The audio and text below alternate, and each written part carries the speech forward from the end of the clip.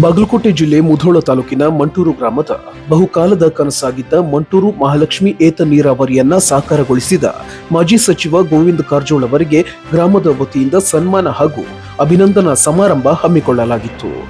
ಅಭಿನಂದನೆ ಸ್ವೀಕರಿಸಿ ಮಾತನಾಡಿದ ಗೋವಿಂದ ಕಾರಜೋಳ ಅವರು ಬಿಜೆಪಿ ಪಕ್ಷದ ಆಡಳಿತಾವಧಿಯಲ್ಲಿ ಮಾಡಿದ ಜನಪರ ಕಾರ್ಯಗಳನ್ನ ಮೆಲುಕು ಹಾಕಿದ್ರು. ಸೋಲು ಗೆಲುವು ಜೀವನದ ಎರಡು ಮುಖಗಳು. ಇಂದು ಸೋಲು ಕಂಡ ನಾವು ಮುಂದೊಂದು ದಿನ ಗೆದ್ದೆ ಗೆಲ್ಲುತ್ತೇವೆ ಅಂತ ವಿಶ್ವಾಸದ ಮಾತನಾಡಿದ್ರು.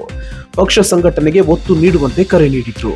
ಈ ಸಂದರ್ಭದಲ್ಲಿ ಬಿಜೆಪಿ ತಾಲೂಕಾ ಅಧ್ಯಕ್ಷ ಸಂಗಣ್ಣ ಬಿರಾದಾರ್, ಜಿಲ್ಲಾ ಉಪಾಧ್ಯಕ್ಷ ನಾರಾಯಣ ಓಡಹಳ್ಳಿ, ನೂತನ ಪಿಕೆಪಿಯ ಸದಸ್ಯರಾದ ಸಚಿನ್ ಉಳ್ಳಾಗಡ್ಡಿ, ಶಿವಪುತ್ರ ನಾಗಮೂರ್ತಿ, ಮುಖಂಡರುಗಳಾದ ಕಲ್ಲಪ್ಪ ಸಬರದ್, ನಾಗಪ್ಪ ಅಂಬಿ, ರಾಚಣ್ಣ ಪೂಜಾರ್, ಲಕ್ಷ್ಮಣ್ ಓಡ್ಪದ್, ಮಾಚಪ್ಪನವರ್, ಶಿವಲಿಂಗಪ್ಪ ಮೂಲಿಮನಿ, ಮಾರುತಿ ಆನೆ, ಲಕ್ಷ್ಮಣ್ ಕಟ್ಟಿಮನಿ, ವೆಂಕಟೇಶ್ ನ್ಯಾಮಗೌಡರು ಸೇರಿ ಹಲವಾರು ಪ್ರಮುಖರು ಹಾಗೂ ಕಾರ್ಯಕರ್ತರು ಉಪಸ್ಥಿತರಿದ್ದರು. ಅಂತಿಮದಲ್ಲಿ ಭೋಜನ ಕೂಟ ಏರ್ಪಡಿಸಲಾಗಿತ್ತು. ನನ್ನ ಬಗ್ಗೆ ಪ್ರೀತಿ ವಿಶ್ವಾಸವನ್ನು ವ್ಯಕ್ತ ಮಾಡಿದ್ದಕ್ಕಾಗಿ ತಮ್ಮೆಲ್ಲರಿಗೂ ಕೂಡ ರಾಜಕಾರಣದಲ್ಲಿ ಏರಿಳಿತಗಳು ಇದ್ದೇ ಇರ್ತಾವೆ. ಆ ಏರಿಳಿತಗಳ ಬಗ್ಗೆ ನಾವು ಯಾರು ಎದುಗೊಂದಬಾರ್ದು.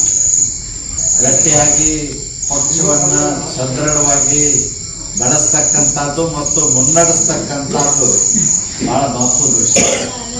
ಆ ನಿಟ್ಟಿನಲ್ಲಿ ಮಂಟೂರಿನಲ್ಲಿ ಎಲ್ಲರೂ ಒಗ್ಗಟ್ಟಾಗಿ ಒಂದಾಗಿ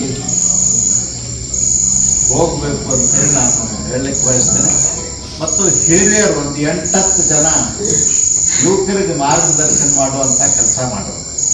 ಅದಕ್ಕೆ ನಾನು ಈಗಾಗಲೇ ಹೇಳಿದ್ದೀನಿ, ಎಲ್ಲರೂ ಒಳಗೊಂಡಂತೆ ಒಂದು 10-11 ಜನರದ್ದು ಒಂದು ಕಮಿಟಿ ಮಾಡಿರಲಿಲ್ಲ. ಕಮಿಟಿ ಮಾಡಿ ಯುವಕರಿಗೆಲ್ಲ ಮಾರ್ಗದರ್ಶನ ಮಾಡೋದು. ಯಾವುದೇ ನಿರ್ಣಯಗಳನ್ನು ತಗೊಳ್ಳುವಾಗ ಸರಿಯಾಗಿ ನಿರ್ಣಯ ತಗೊಂಡ್ರೆ ಅಂದ್ರೆ ಗ್ಯಾರಂಟಿ ಮಂಟೂರನ್ನು ನಾವು ಗೆಲ್ತೀವಿ. ಮಂಟೂರು ಗೆಲ್ಲಾರ್ದಂಥ ಊರಲ್ಲ. ಮಂಟೂರು ಮೊದಲು ನಾವು ಗೆದ್ದಿದ್ದೀವಿ. ಕಾಂಗ್ರೆಸ್ ಭಾಳ ಸ್ಟ್ರಾಂಗ್ ಇದ್ದಂಥ ಸಂದರ್ಭದೊಳಗೆ ನಾವು ಗೆದ್ದಿದ್ದೀವಿ.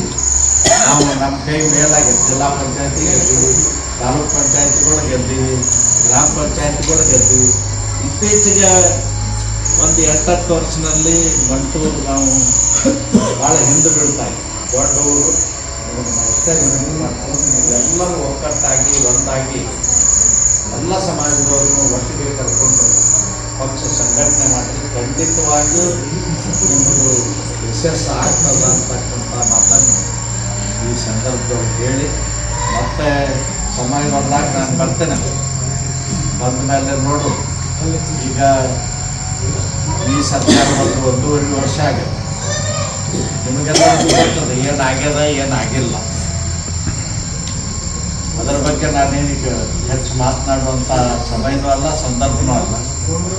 ಅದಕ್ಕೆ ನಿಮಗೆ ನಾನು ವಿನಂತಿ ಇಷ್ಟೇ, ನೀವೆಲ್ಲರೂ ಒಗ್ಗಟ್ಟಾಗಿ ಎಲ್ಲರೂ ಸೇರಿ ಭಾರತೀಯ ಜನತಾ ಪಕ್ಷದ ಕಾರ್ಯಕರ್ತರು ಒಂದು, ಭಾರತೀಯ ಜನತಾ ಪಕ್ಷದ ಹಿರಿಯರು ಒಂದು ಅನ್ನೋ ರೀತಿಯಲ್ಲಿ ನೀವು ಒಗ್ಗಟ್ಟಾಗಿ ಮುನ್ನಡೆಯಬೇಕು. ಖಂಡಿತವಾಗಿಯೂ ಮುಂದಿನ ದಿನಮಾನಗಳಲ್ಲಿ ಜಿಲ್ಲಾ ಪಂಚಾಯತಿ, ತಾಲೂಕಾ ಪಂಚಾಯತಿ ಬಂದಾಗ ನಮ್ಮ ಟೀಮ್ ತಯಾರು ಮಾಡಿರಿ ಅಂತೇಳಿ ವಿನಂತಿ ಮಾಡ್ತೇನೆ.